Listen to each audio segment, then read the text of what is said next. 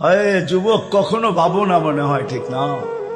বাব্বা কোত্থেকে ভাবতা তোমাকে যদি আল্লাহ কুস্তর চামড়ার এরকম আবরণ না দিত, যদি না দিত আল্লাহ, তো দুনিয়ার কেউ তার ওড়না পেঁচায়া গলায় ফাঁস নিত না।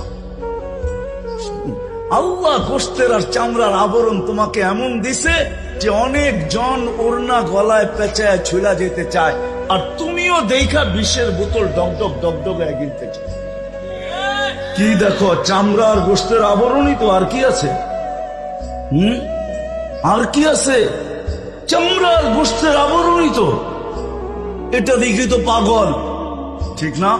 কতজনই তো এই পর্যন্ত জান দিল, ওরে জিজ্ঞাসা করলে তুই জান কেন দিলি?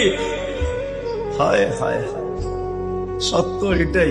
ওই মজনুর মতোই বলবে। কেউ নাকি মজনুকে বলছিল, লাইলি তো কালো, তুই কি দেখা পাগল হইছিস? তোর চোখ দুইটা খুইলা আমারে দে, আমার দুইটা খুইলা তোর ভিতরে লাগায় লাও, তারপরে তুই দেখবি লাইলি কালো না সুন্দর। সত্য এটাই। ভাবি না কোনদিন আল্লাহ মাপবে আমল দিয়া। প্রত্যেক ব্যক্তি আল্লাহর কাছে করে পার্থক্য। দুনিয়া আলাদের মাপার স্কেল ভিন্ন, ওটা আমি দেখাইতে চাই না। আমার কাছে সব লিস্টই আছে।